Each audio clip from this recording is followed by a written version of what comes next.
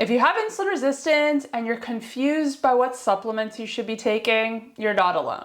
There are so many supplements being promoted for blood sugar, hormones, fat loss, and most of them either don't do anything or they're not being used in the right way. So in this video, I'm going to simplify it. I'm going to give you 3 supplements for insulin resistance that you can actually feel working. But not just that, we're also going to talk about who they work best for and how to take them. Then towards the end, we'll go through a few others. Ones that can have benefits, but might not be necessary for everyone.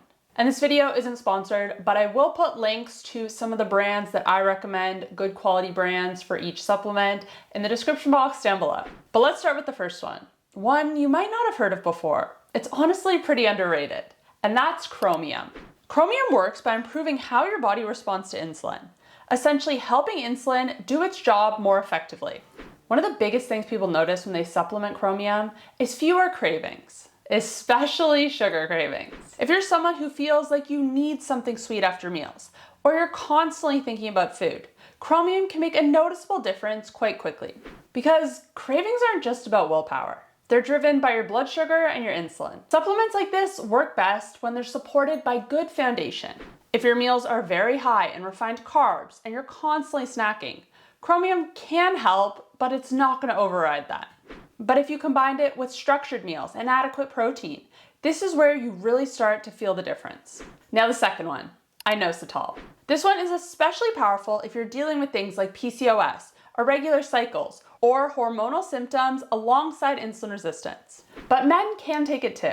Inositol works by improving insulin signaling at a cellular level. And what that means in practical terms is better blood sugar control, more stable energy, and for many women, a more regular cycle. Now there are different forms, but the 2 most common and most studied are myo-inositol and D-cryo-inositol. And this is something that can take a little bit longer to notice the changes as compared to Chromium. But over a few weeks, people often notice more stable energy, fewer cravings, improved hormonal symptoms. As inositol is a nutrient your body can create, you can't really take too much of it. If you do, you're just going to suffer digestive distress as your body tries to get it out of your system.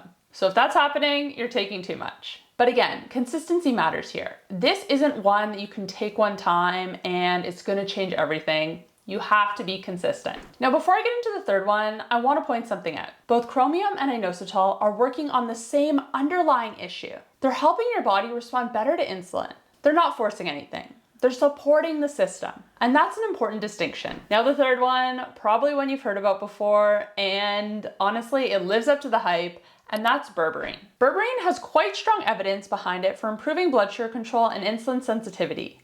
It's often compared to medications like metformin in terms of its effects. There's a lot of research on Berberine, and it's proven to be effective. Now, what people usually notice with Berberine is lower blood sugar, reduced appetite, more stable energy. It can feel quite noticeable, especially if you're used to your blood sugar being unstable. In terms of how to take it, the general recommendation is 200 to 500 milligrams 1 to 3 times per day, either in the morning or before meals. And timing matters because having it before meals helps to blunt that post-meal blood sugar spike. But here's what I want to be really clear. Berberine, yeah, it's effective, but again, it's not a shortcut. It's not something that replaces diet and exercise.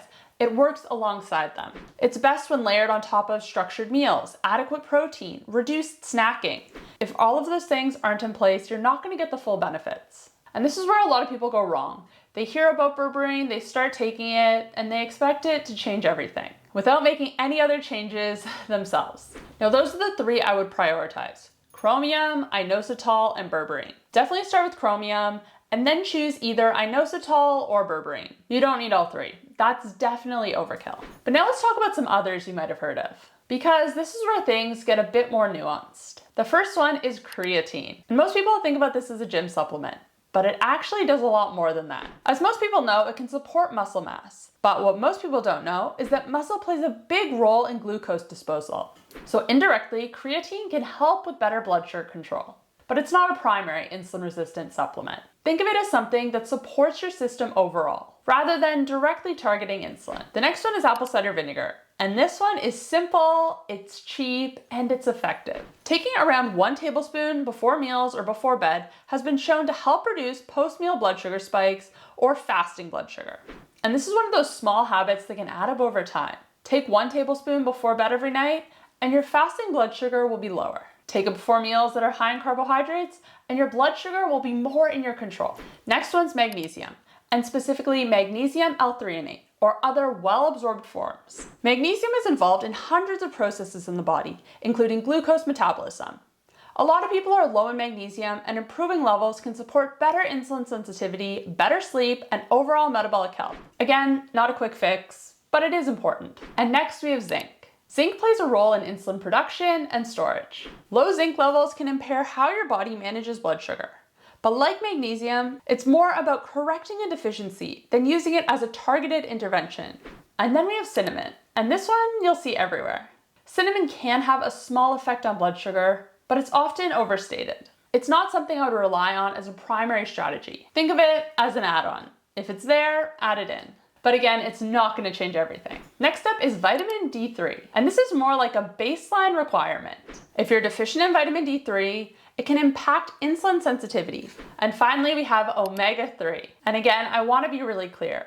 Omega-3 is important, but it's best to get it from whole foods. Things like sardines, salmon, and mackerel. Whole food sources are always going to be the best quality and the most reliable. Fish oil supplements can be very hit and miss in terms of quality.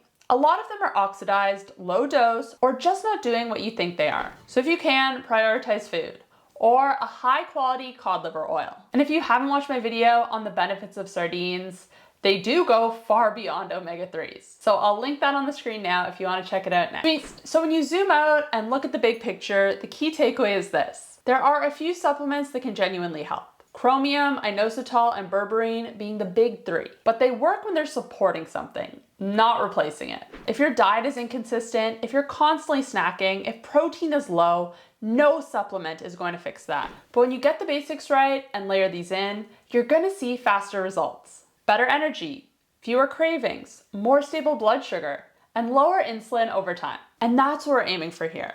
Now, if you want help on building the basics, figuring out what to eat and what not to eat, I highly recommend checking out my Insulin Resistance Playbook series next. That's where I break everything down step by step. And again, I'll put my recommendations for quality supplements in the description box down below. Keep it simple, start with what works, and build from there.